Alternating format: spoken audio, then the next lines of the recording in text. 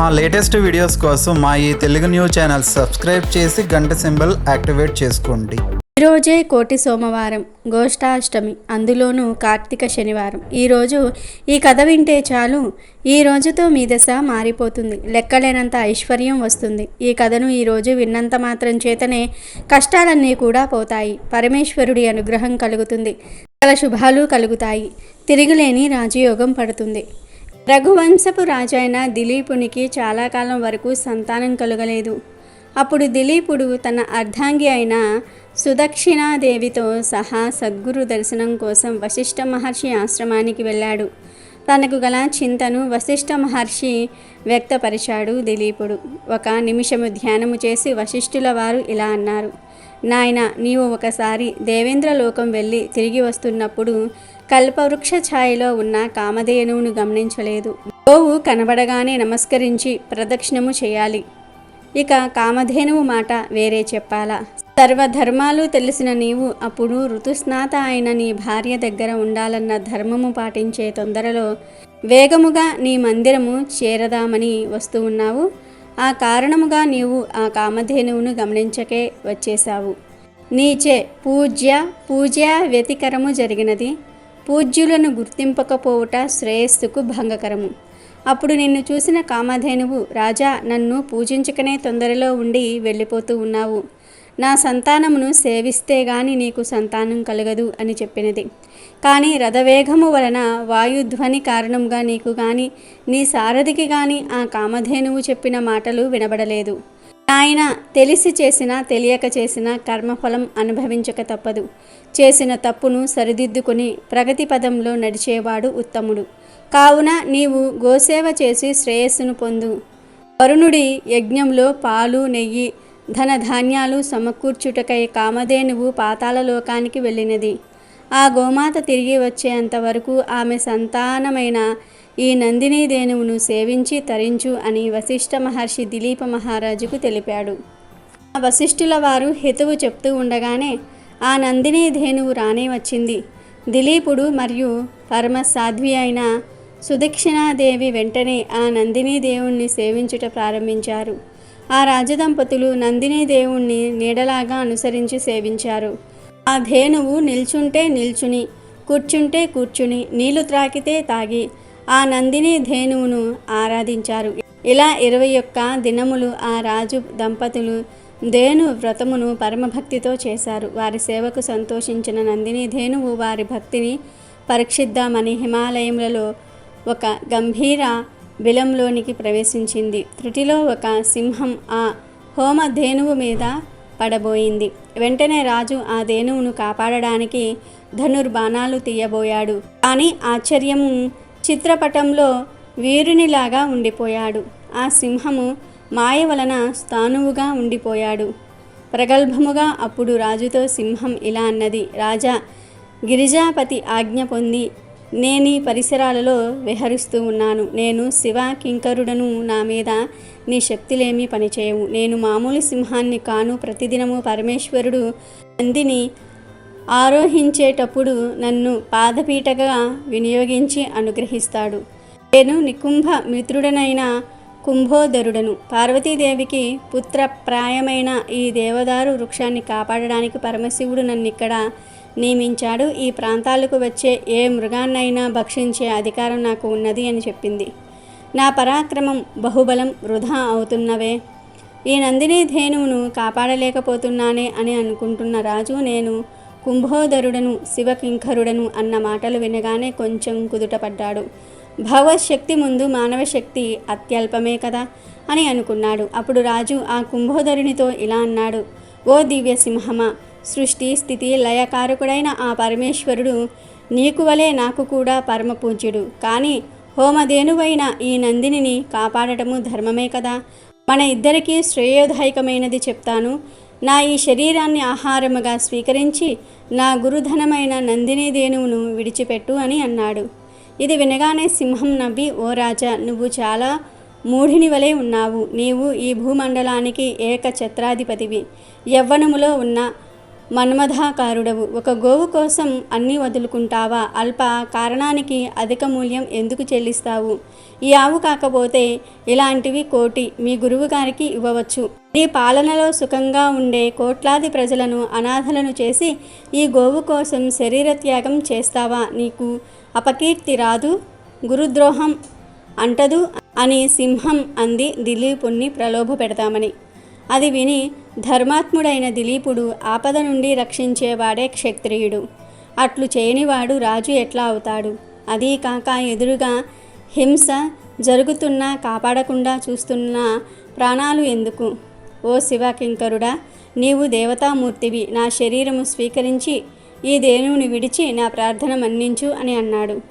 ఎట్లాగో చివరికి ఒప్పుకున్నది సింహం.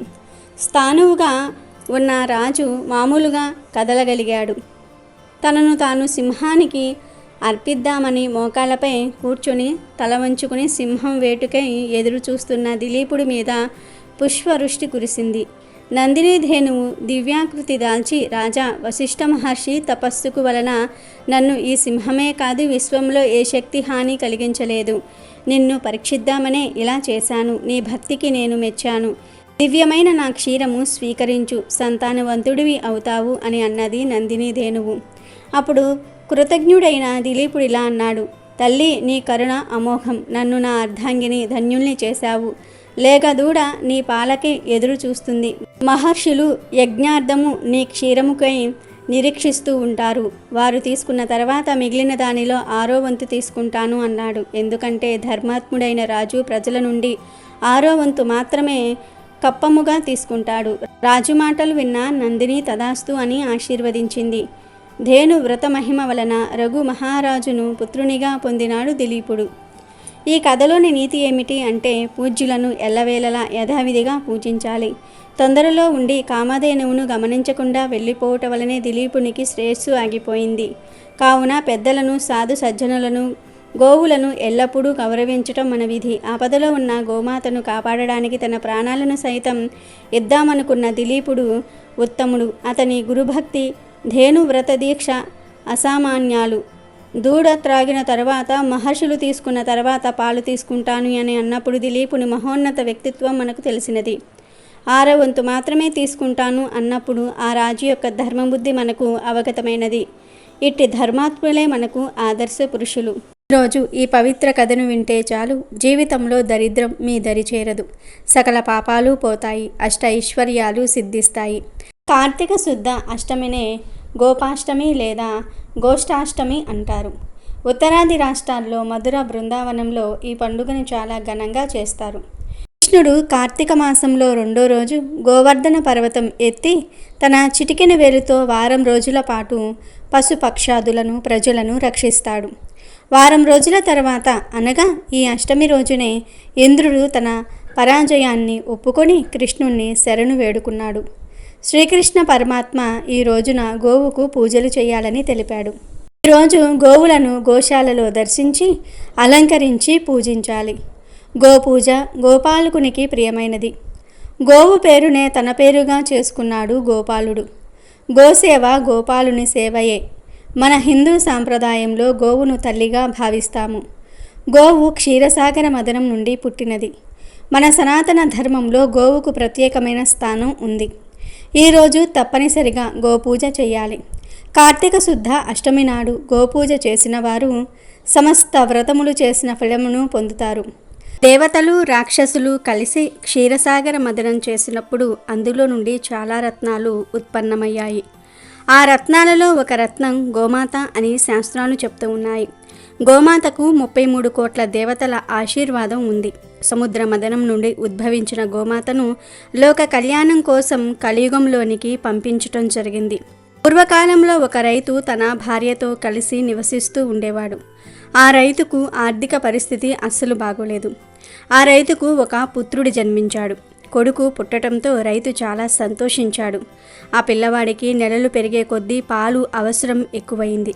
కానీ రైతు ఇంట్లో ఆవులు లేవు. దాంతో రైతు కొడుకుకు పాలు ఎక్కడి నుండి తేవాలి అని చాలా చింతించసాగాడు. రోజు తన స్నేహితుడు రైతు దగ్గరకు వచ్చాడు. అప్పుడు ఆ రైతు స్నేహితుడు, ఏమయ్యింది మిత్రమా, దిగులుగా ఉన్నావు అని అడుగుతాడు. అప్పుడు రైతు తన కొడుకుకు పాలు అవసరం ఉన్నాయని, కానీ ఆ పాలు ఎక్కడి నుండి తీసుకురావాలో తెలియటం లేదని తన స్నేహితుడితో తనకు ఉన్న సమస్యను చెప్తాడు. అప్పుడు ఆ స్నేహితుడు, మిత్రమా, మన ఊరి చివరన ఒక సాధువు నివసిస్తూ ఉన్నాడు. ఆ సాధువు దగ్గర ఒక అందమైన ఆవు ఉంది.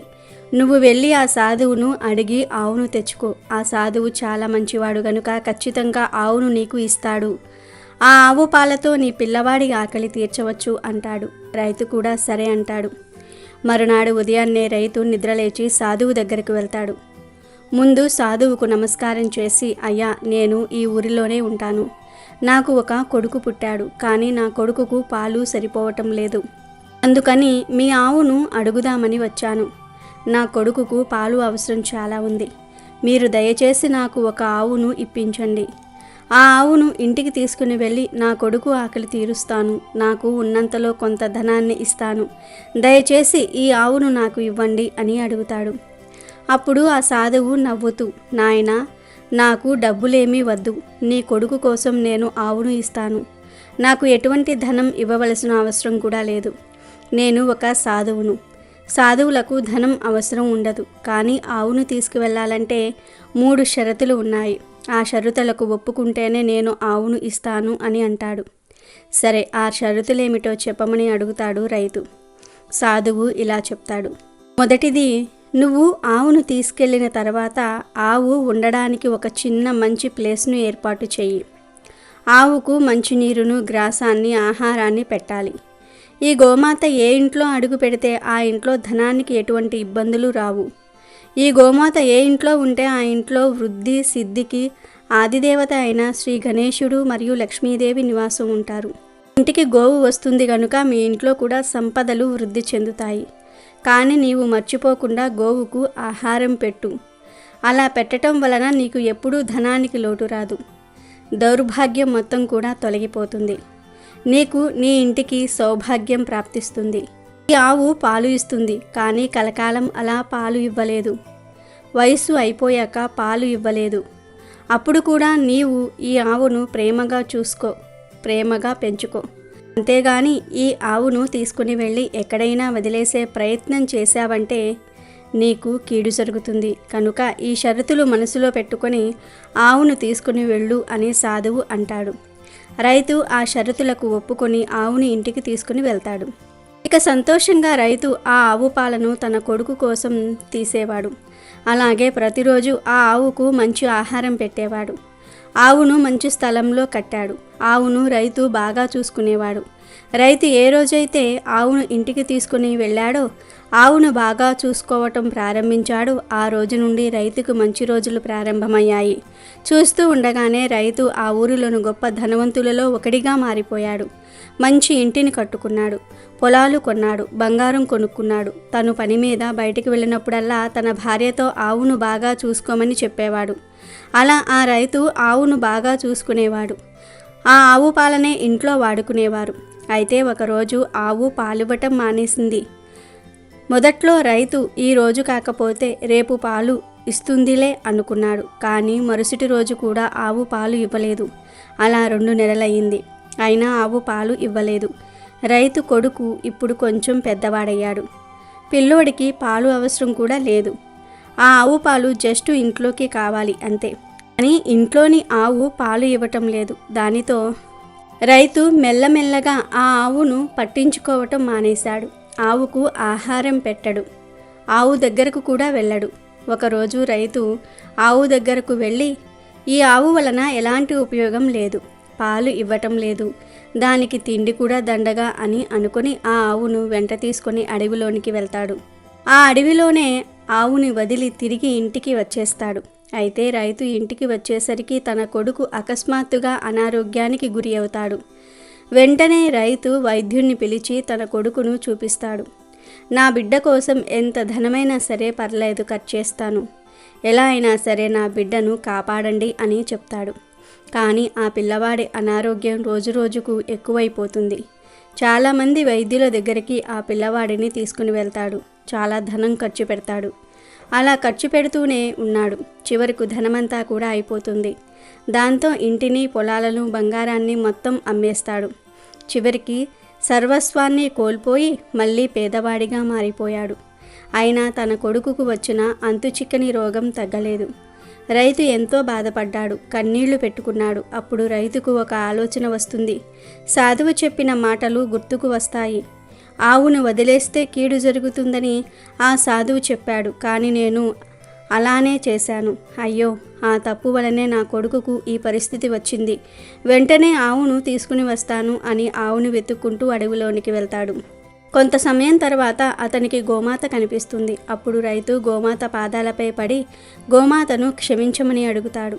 అప్పుడు గోవు మానవ భాషలో మాట్లాడుతూ, నువ్వు ఏదైతే ఎదుటి వాళ్లకు ఇస్తావో అదే నీకు తిరిగి వస్తుంది అని అంటుంది. రైతు ఆశ్చర్యపోయి ఆవును క్షమించమని అడుగుతాడు. అప్పుడు గోమాత ఇలా అంటుంది, నేను నీకు ఈరోజు 2 మాటలను చెప్తాను. ఈ 2 విషయాలను ఈ రోజు నుండే నువ్వు అమలు చెయ్యి అని ఇలా చెప్తుంది. ఎప్పుడూ కూడా ఎవరిని మోసం చేయకూడదు. ముఖ్యంగా నువ్వు ఎవరి వలన అయితే ఒక్కసారి ప్రయోజనాన్ని పొంది ఉన్నావో ఆ వ్యక్తులను ఎప్పుడూ మోసం చేయవద్దు, చెడు చేయవద్దు. దాని వలన నీకు మహాపాపం తగులుతుంది. అలాగే మిత్రులను మోసం చేయకూడదు. ఎవరైతే మనుషులు తమ మిత్రులను మరియు తమకు మంచి చేసిన వారిని మోసం చేస్తారో వారికి ఎప్పుడూ మంచి జరగదు. ఒకవేళ మంచి జరిగినా అది కొంతకాలమే ఉంటుంది. తర్వాత కష్టాలను అనుభవించాల్సి వస్తుంది. వేరే వారిని దోచుకోకూడదు. వేరే వారికి చెడు చేసి లాభాలను పొందకూడదు. అలాగే ధనం పైన ఎక్కువ ఇష్టాన్ని పెంచుకోకూడదు. ఎప్పుడైతే ధనం పైన ఎక్కువ ప్రేమను పెంచుకుంటారో అప్పుడు మనుషుల మీద ప్రేమ తగ్గిపోతుంది. క్రమంగా ధనం కోసం పిచ్చి పనులు చేయటము ప్రారంభిస్తారు. కనుక ధనం పైన ప్రేమను పెంచుకోకూడదు. అలాగే ఇంట్లో జరిగే విషయాన్ని బయటకు చెప్పుకోకూడదు. పశువులను హింసించకూడదు అని ఆవు రైతుతో చెప్తుంది. ఆవు చెప్పిన ఈ మాటలు చాలా జ్ఞానవర్ధకమైనవి.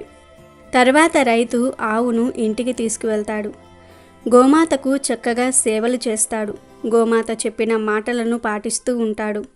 కొన్ని రోజులకు కొడుకు ఆరోగ్యవంతుడయ్యాడు. అంతేకాదు, చూస్తూ ఉండగానే రైతు మళ్ళీ ధనవంతుడిగా మారిపోయాడు. కనుక జీవ జంతువులను ఎప్పుడూ బాధ పెట్టకూడదు. ఆవు చెప్పిన విషయాలను జీవితాంతం పాటిస్తే లక్ష్మీదేవి ఎల్లవేళలా మీ వెంటే ఉంటుంది. ఈరోజు ఈ పవిత్ర కథను వింటే చాలు, జీవితంలో దరిద్రం మీ దరి చేరదు, సకల పాపాలు పోతాయి. అసహ్య మీద ఉన్న భీష్ముడు కపిలగోవు విశిష్టతను ధర్మరాజుకు వివరిస్తూ, ధర్మనందన, పూర్వము ఒకసారి దేవతలకు ఆకలి వేసింది. దాంతో వారంతా బ్రహ్మదేవుడి వద్దకు వెళ్ళి తమ ఆకలి తీర్చమని కోరారు. అప్పుడు బ్రహ్మదేవుడు వారికి అమృతం ఇచ్చాడు. దేవతలు ఆ అమృతం సేవించారు. ఆ అమృతము యొక్క సువాసనల నుండి కామధేనువు ఉద్భవించింది. కామధేనువు నుండి మరికొన్ని ఆవులు జన్మించాయి. ఆ ఆవులన్నీ కూడా హిమాలయాల మీద విహరిస్తూ ఉన్నాయి. అలా హిమాలయాల మీద విహరించే సమయంలో ఒక లేగదూడ తన తల్లి దగ్గర పాలు తాగుతుంది. ఆ పాల నురగ గాలికి ఎగిరి అక్కడే తపస్సు చేసుకుంటున్న పరమశివుడు తల మీద పడింది. పరమశివుడికి కోపం వచ్చి 3వ కన్ను తెరిచి ఆవులను చూశాడు. ఆ ఆవులన్నీ ఆ కోపాగ్ని వేడికి ఎర్రగా అయిపోయాయి. ఆవులన్నీ ఎదిరి తలో దిక్కుకు పారిపోయాయి. ఈ సంగతి తెలుసుకున్న బ్రహ్మదేవుడు వెంటనే పరమశివుని వద్దకు వచ్చి, మహేశ, నీ తల మీద ఉన్న చంద్రుడు నిరంతరం నీ మీద అమృతం కురిపిస్తూ ఉంటాడు కదా, లేగదూడల నోటి నుండి వచ్చే నురగ కూడా అమృత సమానమే కదా, అది ఎంగిలి ఎలా అవుతుంది? నీవు పాలు అమృతమైతే వాటి నురగ కూడా అమృతమే కదా, దీనికి ఆగ్రహిస్తే ఎలా? వాటిని కరుణించి అని వేడుకుని ఒక మంచి ఎద్దును శివుడికి కానుకగా ఇచ్చాడు. పరమశివుడు శాంతించి ఆ ఎద్దును తన వాహనంగా చేసుకుని ఆవులను ఆ ప్రాంతంలో తిరగడానికి అనుమతి ఇచ్చాడు. వెంటనే బెదిరిపోయిన ఆవులు తిరిగి వచ్చాయి. అప్పుడు శివుడు బ్రహ్మతో, బ్రహ్మదేవా, ఈ ఆవులన్నీ నా 3వ కంటి చూపుతో ఎర్రగా అయిపోయాయి. ఇప్పటి నుండి ఇవి కపిలగోవులుగా పిలువబడుతూ అతి శ్రేష్టమైనవిగా భావించబడతాయి అని వరం ఇచ్చాడు. అప్పటి నుండి కపిలగోవులు అనబడే ఎర్రటి గోవులను దానం ఇవ్వటం ఆనవాయితీగా అయింది. అలాగే ఇక్ష్వాకు కులములో సౌదాసుడు అనేవాడు జన్మించాడు. ఆయన పురోహితుడు వశిష్ఠుడు. ఒకరోజు సౌదాసుడు వశిష్ఠుని చూసి, మహాత్మా, ఈ లోకంలో పవిత్రమైనది ఏది అని అడిగాడు. అప్పుడు వశిష్ఠుడు, సౌదాస, ఆవు పవిత్రమైనది. ఆవు హవిసుకు పుట్టినిల్లు. అన్ని జీవులకు గోవు ఆధారము. గోవులు ఉన్న చోట లక్ష్మీ నివాసం ఉంటుంది. గోవు ఈ సంసార సాగరాన్ని దాటడానికి పనికి వచ్చే పడవ, సర్వలోకమును చేరడానికి నిచ్చెన వంటిది. మానవులు తమకు ఉన్న గో సంపదలో 10వ ఒక దానిని దానంగా ఇవ్వాలి. గోవును ఉదయం స్మరించి నమస్కరించటం వలన అధికమైన పుణ్యం వస్తుంది. ఆవు పేడ, ఆవు పంచకము పవిత్రమైనవి, కానీ ఆవు మాంసం తినటం మహాపాపము. మానవులకు పీడకలలు వలన వచ్చే ఫలితం గోవును స్మరిస్తే నివారింపబడుతుంది. ఆవు పేడతో ఇల్లు శుభ్రం చేయటం, ఆవు పంచకం ఔషధంగా తీసుకోవటం మంచిది. బ్రాహ్మణులు గోసంపద కాపాడుకుంటూ ఉంటారు. గోదానము వలన ఆనందకరమైన సుఖాలు కలుగుతాయి అని వశిష్ఠుడు గోధాసుడికి గోవుల విశిష్టత గురించి చెప్పాడు. సాక్షాత్తు ఆ పరమేశ్వరుడి అనుగ్రహం పొందినందున కపిల గోవు అతి శ్రేష్టమైనదని అంటూ భీష్ముడు వివరించాడు. శివుడు విష్ణువు ఇద్దరు ఒకటే అని తెలిపే కథను విందాం. కుశధ్వజం అనే రాజ్యాన్ని విష్ణువర్ధనుడు అనే రాజు పరిపాలిస్తూ ఉండేవాడు. అతనికి శివుడంటే ఇష్టం ఉండదు. విష్ణువు తప్ప మరెవ్వరూ దేవుడు కాదని, శ్రీ మహావిష్ణువు మాత్రమే సృష్టికి మూలాధారమని, శివుడు కేవలం బండరాయని, దానికంటే రుబ్బురోలు తిరగలి నయమని చెప్పేవాడు. ఆ రాజ్యంలో ఎట్టి పరిస్థితుల్లోనూ శివ పూజ చేయడానికి వీల్లేదని శాసనం కూడా చేశాడు. దీంతో ప్రజలందరూ కూడా శివ పూజ మానేశారు. శివాలయాల్ని శాశ్వతంగా మూసివేశారు. అలా ఆలయం మూసి శివుడికి ఘోరమైన అవమానం చేశానని రాజు అనుకున్నాడు. నిత్యం వైష్ణవాలయాల్లో ధూప దీప నైవేద్యాలతో కలకలలాడేలాగా చేశాడు. అంతేకాదు ప్రత్యేకంగా శివుణ్ణి తిట్టడానికి తన ఆస్థానంలో కవులను కూడా ఏర్పాటు చేసుకున్నాడు. వారు ప్రతినిత్యం శివ నింద చేస్తూ ఆ రాజును ఆనందింపచేస్తూ అతని నుంచి ధనం, కనక వస్తు భూదానాలను పొందుతూ ఉండేవారు. అదే రాజ్యంలో పీనకపాణి అనే ఒక మహాశివభక్తుడు ఉండేవాడు. అతను నిత్యం రహస్యంగా శివ పూజ చేసేవాడు. పూజ చెయ్యకుండా ఏ పని ప్రారంభించేవాడు కాదు. ఈ శివభక్తుని గురించి రాజుకు తెలిసింది. రహస్యంగా శివుణ్ణి పూజిస్తున్నాడని తెలుసుకున్న రాజు వెంటనే పీనాకపాణిని తన ఆస్థానానికి పిలిపించాడు. సంజాయిషి ఇవ్వవలసినదిగా కోరాడు. అప్పుడు పీనాకపాణి శివుడే ఆది అంతం, సృష్టి యావత్తు శివమయమై ఉన్నది, మనమంతా కూడా శివుని ఉదరంలో ఉన్నాం, అలా తన గర్భంలో పెట్టుకొని కాపాడుతున్న తండ్రి శివుణ్ణి పూజించటంలో తప్పేంటి అని రాజుని అడిగాడు. దానికి ఆ రాజు కోపంతో ఊగిపోతూ, శివుడు ఒక బిచ్చగాడు, అతని వద్ద కేవలం భిక్ష పాత్ర తప్ప మరేదీ లేదని, పైగా శివుడు ఉండేది శ్మశానంలో, అలాంటి బిచ్చగాడిని పూజించే వాళ్ళందరూ కూడా బిచ్చగాళ్లే, నా రాజ్యంలో బిచ్చగాళ్ళు లేరు, అందరూ ధనవంతులే, విష్ణు పూజ చేయటం వలనే అందరూ సిరి సంపదలతో తులతూగుతూ ఉన్నారు, ఇప్పటికైనా బిచ్చమెత్తుకునే ఆ భగవంతుణ్ణి వదిలి సిరి సంపదలు ఇచ్చే శ్రీహరిని కొలువు అని అన్నాడు విష్ణువర్ధనుడు. దానికి పీనాకపాణి, ప్రభు మీరు చెప్పినట్లు శివుడు భిక్షగాడే, ఆయన ఆది భిక్షువు, ప్రజల పాపాలను తను భిక్షగా తీసుకుని వారికి పుణ్యాన్ని అనుగ్రహించే భిక్షగాడు. ఆయన శ్మశాన రుద్రుడు, పుట్టిన ప్రతి జీవి చివరికి చేరుకునేది ఆయన నివాసం ఉండే శ్మశానానికే తప్ప మరెక్కడికి కాదు. మీరైనా నేనైనా మీ రాజ్యంలో అందరూ ధనవంతులే అంటున్నారు, వారు ఆ ధనాన్ని సంపాదించింది కూడా శివనింద చేయటం వల్లనే కదా, వారు ధనవంతులు అవ్వడానికి కారణం కూడా శివుడే కదా, అంటే శివుడే వారికి సిరి సంపదలను ఇచ్చాడు, అలాంటి శివుణ్ణి మీరు కూడా ప్రార్థించండి అన్నాడు పీనాకపాణి. ఆ మాటలు విని విష్ణువర్ధనుడు మరింతగా రెచ్చిపోయాడు.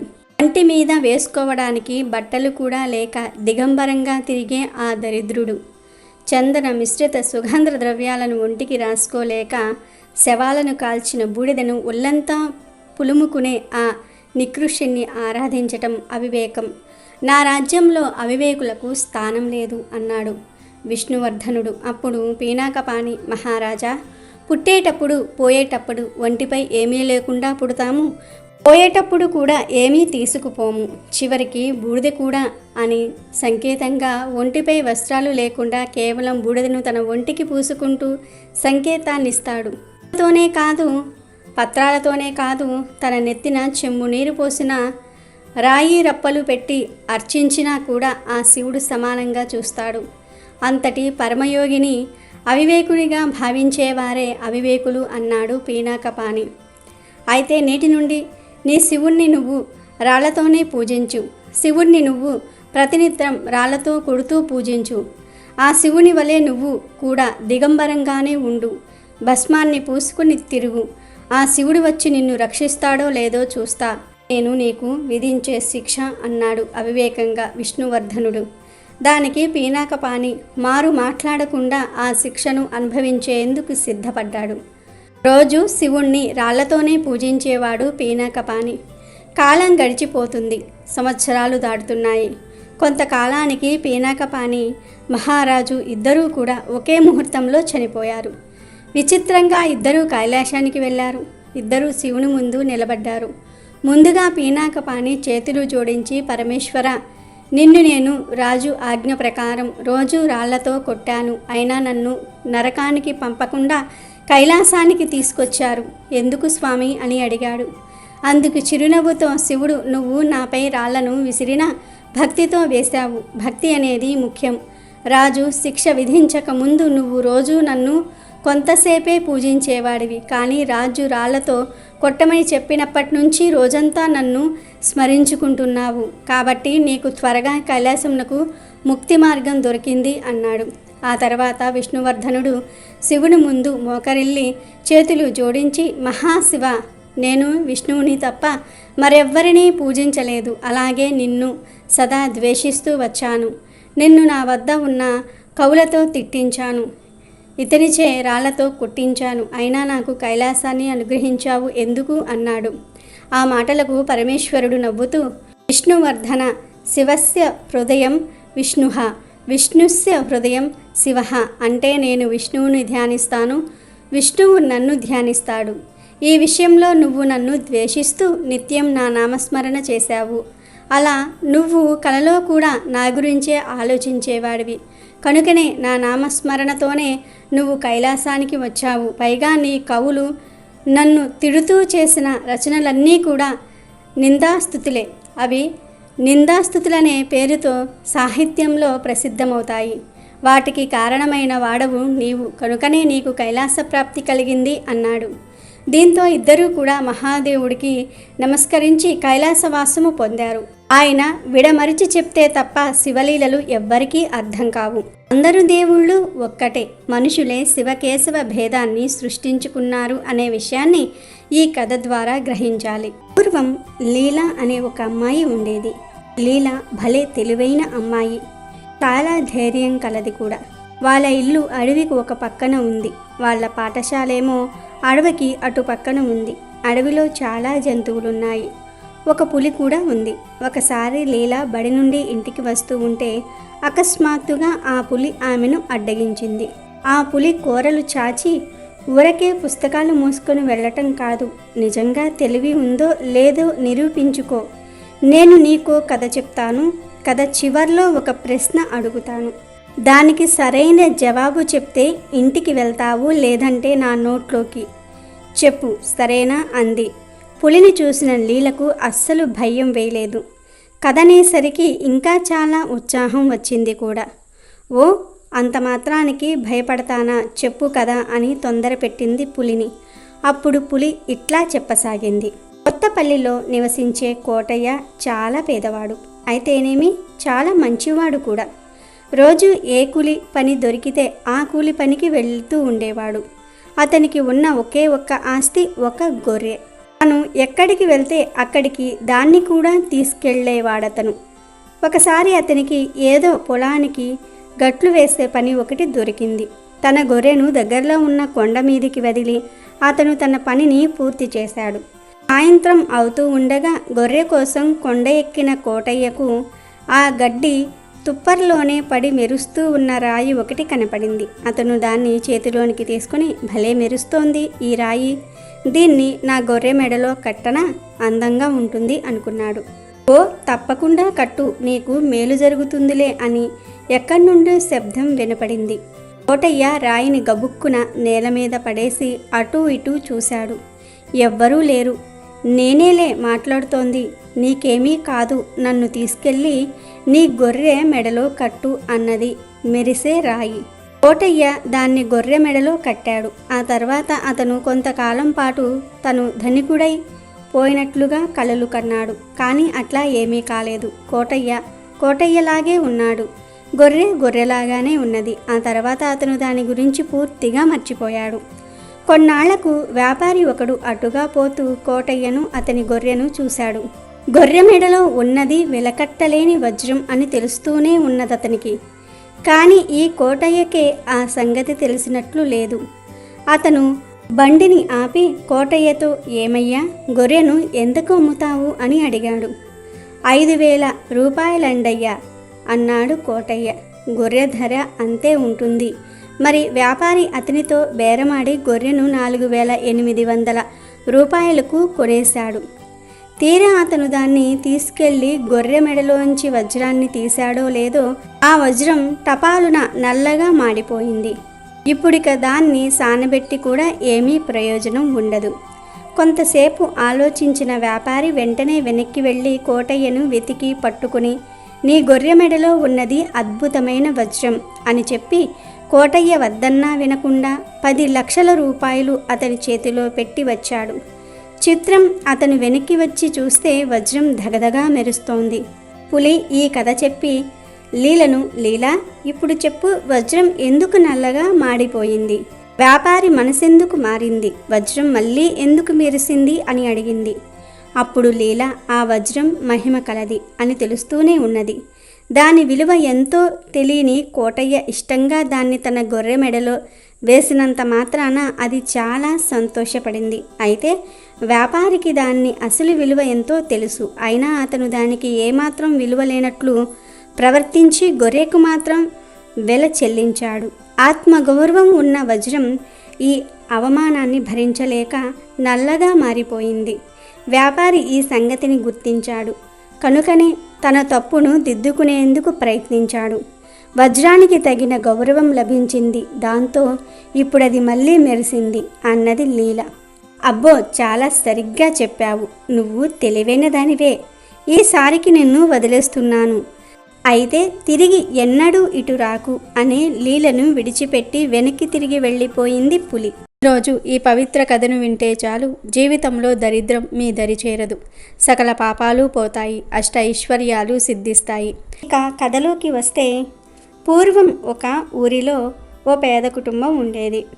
వాళ్ళల్లో ఇంటి పెద్ద అయిన సింహాచలం ప్రతిరోజు శివపూజ చేస్తూ తనకు ఉన్నంతలో నైవేద్యం నివేదన చేసి తన పని తాను చేసుకునేవాడు. అలా ఎన్నాళ్ల నుండో పూజలు చేస్తూ తన బాధను శివయ్యకు వెళ్ళబుచ్చుకుంటూ ఉండేవాడు. ఒకరోజు ఆ భక్తుణ్ణి గమనించిన పార్వతీదేవి శివుడితో, స్వామి, అతడు అనేక సంవత్సరాలుగా నిత్యం పూజలు చేస్తూనే ఉన్నాడు. ఆ భక్తుణ్ణి కరుణించి ఏదైనా వరం ఇవ్వవచ్చు కదా అని అడుగుతుంది. అప్పుడు శివుడు చిరునవ్వు నవ్వి ఊరుకున్నాడు. పార్వతికి కోపం వచ్చింది. ఏమిటి స్వామి ఆ నవ్వు? ఇప్పుడు మీరు ఆ భక్తుణ్ణి కరుణించి పేదరికం మాపి ధనవంతుణ్ణి చేయకపోతే ఊరుకోను అంది. శివుడు మళ్ళీ నవ్వి, దేవి, నీ కోరిక కాదనలేను గాని జరగబోయే విపరీతాలు నువ్వు ఎరుగవు. ఎవరి కర్మఫలం వారు అనుభవించాలి. అనుభవిస్తే గాని కర్మ పరిపక్వం చెందదు అన్నాడు. పార్వతీదేవి అయినా వినలేదు. పట్టుపట్టింది. శివుడు ఇక కాదనలేక, దేవి, నీ కోరిక ప్రకారం అతడిని ధనవంతుణ్ణి చేస్తాను. చేసే ముందు అసలు ఏమి జరుగుతుందో నువ్వే చూడు అని అక్కడ మాయమయ్యాడు శివుడు. ఒక సాధువు వేషంలో ఆ పేదవాడి ముందు ప్రత్యక్షమై, నిన్ను నేను రోజూ గమనిస్తూ ఉన్నాను. ఎందుకు అలా సేవలు చేస్తున్నావు ఆ శివుడికి? భోలా శంకరుడు అన్నారు గాని ఎప్పుడైనా కరుణించాడా? వృధాగా పూజలు చేయకు అని ఒక వజ్రపు రాయి చేతికి ఇచ్చి, అది అమ్ముకో, చాలా డబ్బు వస్తుంది, హాయిగా బ్రతకవచ్చు అని అక్కడి నుండి వెళ్ళిపోయాడు. సింహాచలంకి ఆ వజ్రపు రాయిని చూసేసరికి మతిపోయింది. ఎన్నో కోరికలు మనసులో మెదిలాయి. అది కొనాలి, ఇది కొనాలి, ఇంకేదో చెయ్యాలి అని ఊహిస్తూ ఎన్నో ఆశలతో ఇంటికి వచ్చాడు. పెట్టెలో భద్రంగా దాస్తుంటే భార్య వచ్చింది. ఆమె భర్తను ఏమిటి, ఏం జరిగింది అని అడిగితే జరిగింది చెప్పాడు సింహాచలం. దాంతో ఆవిడకు వజ్రం మీద ఆశ పుట్టింది. చీరలు, నగలు అంటూ 100 కోరికలు ఎకరువు పెట్టింది. ఇద్దరికీ వాదనలు జరిగాయి. భార్యను బయటకు గెంటి పెట్టెలో పెట్టబోతూ ఉండగా తాగుబోతు కొడుకు సరిగ్గా అక్కడికి వచ్చాడు. చేతిలో ఉన్న రాయిని చూసి దాన్ని వెలుగులు చూసి నాకు ఇవ్వు, నేను తాగాలి, జూదమాడాలి, అప్పులు తీర్చాలి అన్నాడు. పెద్ద గొడవ అయింది. పక్కడే ఉన్న కత్తి తీసుకొని తండ్రి మెడ మీద ఒకటి వేశాడు. అంతే, అక్కడికక్కడే కుప్పకూలిపోయి చనిపోయాడు సింహాచలం. అడ్డు వచ్చిన తల్లిని చంపేసి వజ్రం తీసుకొని పారిపోయాడు కొడుకు. అది చూసిన దొంగలు వాడిని చంపి వజ్రం ఎత్తుకుపోయారు. అది చూసిన భటులు ఆ దొంగలను చంపేసి రాజుగారికి ఇచ్చారు. దానిని చక్కగా చెక్కించి పూజించి కిరీటంలో పొదిగించాడు రాజు. అప్పుడు శివుడు, చూశావా పార్వతి, ఏమి జరిగిందో? ఒక రాయి ఎన్ని బ్రతుకులు మార్చిందో, ఎన్ని బ్రతుకులు నాశనం చేసిందో, ఎన్ని ప్రాణాలను బలిగొందో. ఆ పేదవాడు పూర్వం బ్రాహ్మణ వంశంలో జన్మించి భార్యను పిల్లల్ని హత్య చేశాడు. ఎవరికీ దానం ధర్మం చేయలేదు. భక్తి మాత్రం మెండు. ఆ భక్తే ఈ జన్మలో నేటి వరకు కొనసాగింది. చేసిన కర్మఫలం నుండి బ్రహ్మ సైతం తప్పించుకోలేడు. ఎన్ని ఆస్తులు ఇచ్చినా విధిని మార్చటం కుదరదు. అనుభవిస్తేనే కర్మ తీరుతుంది. ఏ వస్తువు ఎక్కడికి చేరాలో, ఎవరికి దక్కాలో వారికే దక్కుతుంది తప్ప అర్హత లేని వాడు పొందలేడు. తాత్కాలికంగా విలువైన వస్తువులు మన దగ్గర ఉన్నట్లు కనిపించిన అర్హత లేకపోవటం చేత తొందరగానే పతనమవుతాయి. పేదవాడు మంచివాడు అనేది ఉండదు. గత జన్మలో భార్య బిడ్డలను చంపాడు. భార్య గయ్యాలి అయింది. కొడుకు వ్యసనపరుడై తండ్రిని చంపాడు. వాడు చేసిన కర్మఫలమే ఈ ఫలితం. పుట్టుకైనా చావైనా తాను చేసుకున్న దానిని బట్టే వస్తుంది. ఇదే విధి అని సెలవిచ్చెను. కార్తీక మాసంలో శ్రవణ నక్షత్రం ఉన్న రోజును కోటి సోమవారం అంటారు. నిజానికి దీనిని కోటి సమవారం అని శాస్త్రాలు వర్ణించాయి. కానీ వాడుక భాషలో దీనిని కోటి సోమవారం అని పిలవటం అందరికీ అలవాటుగా మారిపోయింది. ఈ కోటి సోమవారం నాడు శివుడు ముక్కోటి దేవతలతో కలిసి భూమి మీదకి వస్తాడు గనుక ఈరోజు పరమేశ్వరుణ్ణి ఆరాధించాలి. ఇంట్లో పూజించినా లేదా శివాలయానికి వెళ్ళి స్వామిని దర్శించుకున్నా మంచి జరుగుతుంది. ఈరోజు చేసే ప్రతి పుణ్యకార్యానికి కోటి రెట్ల ఫలితం వస్తుంది. ఈరోజు 365 ఒత్తులను వెలిగిస్తే చాలా మంచిది. ఎందుకంటే ఈరోజు 365 ఒత్తులను వెలిగిస్తే కోటి సార్లు 365 ఒత్తులను వెలిగించిన ఫలితం వచ్చేస్తుంది. కనుక ఈరోజు ఎవ్వరూ కూడా మిస్ అవ్వకుండా 365 ఒత్తులను వెలిగించండి. గుడిలో కానీ లేదా ఇంట్లో తులసి మొక్క దగ్గర కానీ లేదా దేవుడి దగ్గర కానీ ఎక్కడైనా సరే ఈ 365 ఒత్తులను వెలిగించినా మంచే జరుగుతుంది. అలాగే ఈరోజు కుదిరిన వారు ఉపవాసం ఉండండి. అలా ఉపవాసం ఉంటే కోటి ఉపవాసాల ఫలం వస్తుంది. ఈ కోటి సోమవారం రోజే శివుడు విష్ణువుకి సుదర్శన చక్రం ఇచ్చాడని పురాణ ప్రతీతి. శివపురాణంలోని కోటి యుద్ధ సహితలో ఈ కథ ఉంది. ఒకసారి సృష్టిలో రాక్షసుల దురాగతాలు పెరిగినప్పుడు సకల దేవతలు విష్ణు వద్దకు వెళ్ళారు. అయితే రాక్షసులను ఓడించడానికి విష్ణువుకు దివ్య ఆయుధం అవసరమైంది. అప్పుడు శ్రీ మహావిష్ణువు కైలాస పర్వతానికి వెళ్ళి శివుణ్ణి పూజించటం ప్రారంభించాడు. విష్ణువు 1000 పేర్లతో బోలాశంకరుణ్ణి స్తుతించాడు. ప్రతి పేరుకు ఒక తామర పువ్వు చొప్పున శివయ్యకు సమర్పించటం మొదలుపెట్టాడు. అప్పుడు శివుడు విష్ణువును పరీక్షించడానికి 1000 తామర పువ్వులలో ఒకదాన్ని తస్కరించాడు. ఒక తామర పువ్వు లేకపోవటంతో విష్ణువు తన ఒక కన్ను పీకి శివుడికి సమర్పించాడు. అమితమైన విష్ణు భక్తికి బోలాశంకరుడు సంతోషించి తాను స్వయంగా తయారు చేసిన సుదర్శన చక్రాన్ని విష్ణువుకు సమర్పించాడు. శ్రీహరి ఈ చక్రాన్ని ధరించాడు. ఇలా శివుడు విష్ణువుకు సుదర్శన చక్రం ఇచ్చింది కోటి సోమవారం నాడే అని శాస్త్రాలు చెప్తూ ఉన్నాయి. ఈ సుదర్శన చక్రం సహాయంతో విష్ణువు చాలాసార్లు దేవతలను రాక్షసుల దురాగతాల నుండి విముక్తి చేశాడు. ఆ తర్వాత శ్రీహరి ఈ చక్రాన్ని పార్వతీదేవికి అవసరమైనప్పుడు ఇచ్చాడు. పార్వతీదేవి నుంచి ఈ చక్రం అనేక దేవతలు దేవుళ్ళు ఉపయోగిస్తూ అలా శ్రీ మహావిష్ణువు అవతారమైన పరశురాముని చేరుకుంది. పూర్వం ఒక ఊళ్ళో శివదేవుడు అనే గృహస్థుడు ఉండేవాడు. అతడు మహాశివభక్తుడు. రోజు తమ ఊళ్ళో ఉన్న శివాలయానికి శివదేవుడు వెళ్ళేవాడు. ఒట్టి చేతులతో వెళ్లకుండా బాగా కాచి చల్లార్చిన కుంచెడు పాలు ఆలయానికి పట్టుకు వెళ్ళేవాడు. శివుడికి వాటిని నైవేద్యంగా ఆరగింపు చేసేవాడు. అలా భక్తితో స్వామికి నమస్కరించి ఆపై పాలను ఇంటికి తీసుకువెళ్ళేవాడు. ఇలా పరమ నిష్ఠతో ప్రతిదినం కుంచెడు పాలను శివుడికి ఆరగింపు చేసేవాడు. స్వామిని అర్చించేవాడు. ఉన్నట్టుండి ఒకనాడు శివదేవుడికి భార్యతో కలిసి పొరుగురికి వెళ్ళవలసిన పని పడింది. దాంతో తాను నిష్టగా చేసే శివపూజ, శివుడికి పాలను నివేదించే పని ఎలాగా అని ఆలోచించాడు. అప్పుడు ఇంట్లో అందరికన్నా చిన్నదైన కూతురిని దగ్గరికి పిలిచాడు. పాప, మేము ఊరికి వెళ్తున్నాము. ఊరు నుండి తిరిగి వచ్చేదాకా ఇంటి దగ్గరనే జాగ్రత్తగా ఉండు. ఇంకో ముఖ్యమైన పని ఉంది. అది ఏమిటి అంటే, మనం రోజు శివాలయంలో శివునికి పాలను ఆరగింపు చేసేవాళ్ళం కదా, ఆ పని కూడా నువ్వు చేయాలి. జాగ్రత్తగా కాచి చల్లార్చిన మంచి గోవు పాలను కుంచెడు కొలిచి పాత్రలో పోసుకొని గుడికి వెళ్ళాలి. అక్కడ స్వామికి ఆ పాలను అర్పించాలి. వెళ్తావు కదూ? ఇది మన నియమం తల్లి, వ్యర్థం కానివ్వకు.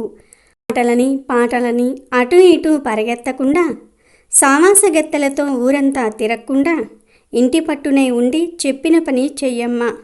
మర్చిపోవు కదూ, మా బంగారం కదూ అని గడ్డం పట్టుకొని బతిమిలాడి మరీ చెప్పాడు. అలా గుడికి వెళ్లే పని పాపకు అప్పగించాడు శివదేవుడు. పాప సరేనంది. దాంతో శివదేవుడు భార్యతో కలిసి పొరుగురు వెళ్ళాడు. మరుసటి రోజు పాప చాలా ఉత్సాహంగా ఉల్లాసంగా స్నానాదులు ముగించుకొని మంచి గోవు పాలను మరగగాచి చల్లార్చి సరిగ్గా కుంచెడు పాలు కొలుచుకుని గిన్నెలో పోసుకుని గిన్నె చేతపట్టుకుని తను కట్టుకున్న పలుచని కొంగును పాల మీద కప్పి సరాసరి గుడికి చేరింది. గర్భాలయంలో కొలువై ఉన్న శివలింగమూర్తి ఎదుట పాలగిన్నెను ఉంచి 2 చేతులెత్తి స్వామికి మొక్కింది.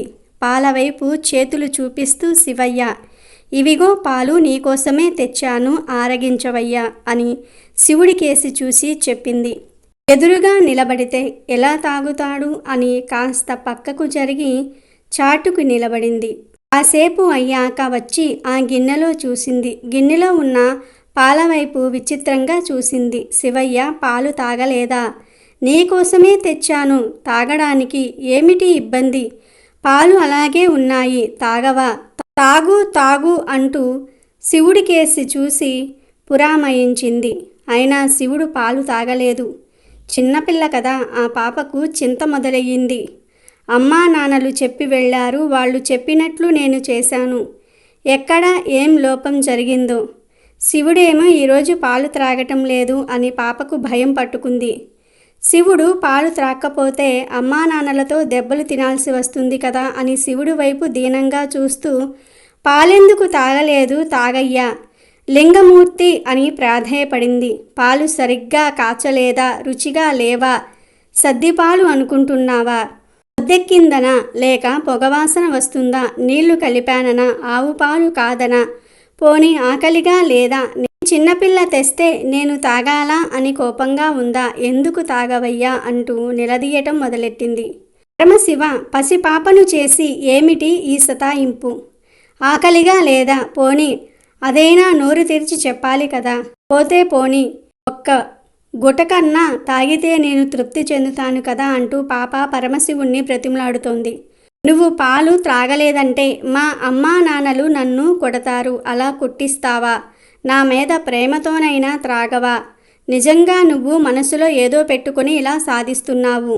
ఇవిగాక ఇంకా ఏమైనా కావాలా అడుగు, నిమిషంలో తీసుకొస్తా. కానీ త్రాక్కుండా మాత్రం నన్ను ఏడిపించకు లింగమూర్తి. మఠంలో పాయసం తింటావా? వీరభద్రుడి జాతరకు నిన్ను పంపిస్తాగా. మా నాయన కదూ, మా శివయ్య కదూ, తాగవయ్యా అంటూ అన్నం తినకుండా మారం చేసేవాళ్ళ తమ్ముడిని వాళ్ళమ్మ ఎలా బుజ్జగిస్తుందో గుర్తు చేసుకుంటూ అలా ఆ పాప బ్రతిమలాడుతుంది, ఏడుస్తోంది. ఆ పరమేశ్వరుడు పాప అమాయకత్వానికి నవ్వుకున్నాడు, కానీ పలకలేదు. ఇంకా ఏం చేస్తుందో అని చూస్తూ ఉన్నాడు. పాప కింద పడి అల్లరి చేస్తూ గిలగలా కొట్టుకోసాగింది. ఈ శివుడు పాలు త్రాగమంటే బెల్లం కొట్టిన రాయిలాగా ఉన్నాడు. నాన్నగారు వస్తే నన్ను కోపగిస్తారు అని ఏడవసాగింది. స్వామివైపు చూస్తూ, మా వాళ్ళు నన్ను చంపేస్తారు నువ్వు ఈ పాలు తాగలేదంటే. నేనేదో పొరపాటు చేశానని మా వాళ్ళు నన్ను కొడతారు. నాన్నగారు పదే పదే చెప్పిన ఈ పనిలో ఆటంకం ఎదురైందని తెలిస్తే ఆయన చేతుల్లో చావటం ఖాయం. అంతకంటే ఇక్కడ నీ ముందే చావటం మేలు అని తలను శివలింగానికేసి బాదుకుంది. సర్వేశ్వరుడు ఒక్క క్షణం ఆక్కుండా పాపను పట్టుకుని ఆపాడు. ఆ చిన్నారి ముందు చిద్విలాసంగా నిలబడ్డాడు. గిన్నెను తీసుకుని పాలను తాగేశాడు. పాప పరమ సంతోషంతో ఎగిరి గంతేసింది. శివుడు ప్రత్యక్షమయ్యాడు గాని ఆ రూపం అరుదైనది అని పాపకు తెలీదు. ఆయన దేవుడని, పిలిస్తే పలుకుతాడు, పెట్టినవన్నీ తింటాడు, మన మాట వింటాడు అంటూ ఆనందించింది పాప. పాప తండ్రికి అనుకోకుండా ఒకరోజు ప్రయాణం కాస్త 4-5 రోజులయ్యింది. పాప రోజూ తానే పాలు తేవటము, శివుడికి నివేదించటము అది శివుడికి నచ్చింది. ఇలా ప్రతిరోజు పాలు తేవటము, శివుడు త్రాగటం జరిగిపోతున్నాయి. ఒకరోజు ఊరెళ్ళిన తల్లిదండ్రులు తిరిగి వస్తున్నారు. ఆ సమయంలో పాప పాలను శివుడికి ఆరగింపు పెట్టి ఇంటికి వెళ్తూ ఉంది. అమ్మానాన్నను చూసి ఎగిరి గంతేసింది. ఇంతలో శివదేవుడు పాప చేతిలో పాలగిన్నెను చూశాడు. పాత్రలో పాలు లేవు. అప్పుడు తండ్రి పాపను ఎక్కడికి వెళ్తున్నావు అని సందేహంగా అడిగాడు. పాప గుడిలో శివుడు పాలు త్రాగిన వ్యవహారం అంతా చెప్పింది. శివదేవుడు పాప మాటలు నమ్మలేదు. శివుడు పాలు త్రాగటమేంది? నువ్వు ఏదో అబద్ధం చెప్తున్నావు. శివుడి పేరు చెప్పి నువ్వే త్రాగేశావా? లేదా నిజం చెప్పు. శివుడికి నేను చేసే వ్రతాన్ని నేలపాలు చేశావు కదూ అంటూ ఆగ్రహంతో కూతురును అనరాని మాటలన్నాడు. పాప ఎంత చెప్పినా పాప మాటలు నమ్మని శివదేవుడు మరునాడు పాప వెంట పరమేశ్వరుని మందిరానికి వెళ్ళారు. రోజుటిలాగే పాప పాలను శివుని ముందు ఉంచింది. లింగమూర్తి ఆరగించవయ్యా అని పిలిచింది. స్వామి పలకలేదు. అప్పుడు శివదేవుడికి పట్టరాని కోపం వచ్చింది. ఓసి, రోజూ పాలు త్రాగే శివుడు ఇవాళ త్రాగలేదే? చూడను కూడా లేదు. కన్న తండ్రినే అబద్ధపు మాటలతో మోసం చేస్తావా? ఎన్ని కథలు చెప్పి మోసం చేశావే పాపిష్టిదానా! ఎంతో శివద్రోహం చేశావే. శివుడికి తెచ్చిన పాలను నీ పొట్టలో పోసుకున్నావా? ఉండు, నీ పని చెప్తా. ఎంత నాటకం ఆడావే, నిన్ను ఊరికే వదిలిపెట్టను, నీ పొట్ట చీలుస్తా అంటూ ఆక్రోశంతో పాప మీదకు ఉరికాడు ఆ తండ్రి. పాప భయంతో వణికిపోయింది. ఎటు వెళ్ళాలో తెలియక గట్టిగా ఏడుస్తూ హలింగా హలింగా హలింగా అంటూ లింగ స్వరూపాన్ని గట్టిగా పట్టుకుంది. ఇదిగో నేనున్నాను, భయపడకు అంటూ అత్యంత దయతో మహాలింగమూర్తి పాప మీద వాత్సల్యంతో తన వక్షస్థలాన్ని తెరిచాడు. పాప అందులోనికి చొరబడింది. తండ్రి వెంటపడుతూ పాప వెంట్రుకలను చిక్కించుకున్నాడు. ఎక్కడికి పోతావే అంటూ యువతలకు లాగబోయాడు. అప్పటికే పాప శివుడిలో ఐక్యమైపోయింది. వెంటనే ఆ దివ్యలింగం ఆ పాప మాయమైపోయింది. ఏమిటి ఈ లీల అంటూ అక్కడ ఉన్న తండ్రి కిన్నుడైపోయాడు. అప్పుడు శివదేవయ్య, రోజూ నేనే పాలు తాగాను. నీ కూతురు నా పరమ భక్తురాలు. ఆమె అమాయకత్వము, నిర్మల హృదయం నన్ను వశపరుచుకున్నాయి. అందుకే నా సన్నిధికి చేర్చుకున్నాను. నేటి నుంచి గోడగూచి అన్న పేరిట భక్తలోకంలో ఆమె గణ్యత పొందుతుంది అన్న ఈశ్వరవాణి వినిపించింది. ఇది గోడగూచి కథ. ఎంతో నిశ్చలమైనది ఆ పాప భక్తి, అమాయకత్వము. అదే శివుడికి ఇష్టమైనది. అందుకే తండ్రిని కాదని బిడ్డకు దర్శనమిచ్చారు శివుడు. తనలో ఐక్యం చేసుకున్నాడు. దానికి ఇంతకన్నా నిదర్శనం ఏముంది? ఇక ఆ పాప గోడగూచి అనే పేరుతో స్తుతించబడింది. కాబట్టి ఈరోజు రాత్రి 12 లోపు ఈ వీడియో చూస్తే చాలు, ఈ కథలు వింటే చాలు, మీ దశ మారిపోతుంది, ఐశ్వర్య ప్రాప్తి కలుగుతుంది. వీడియో నచ్చితే లైక్ చేయండి, షేర్ చేయండి, బట్ సబ్స్క్రైబ్ చేసుకోవడం మర్చిపోవద్దు.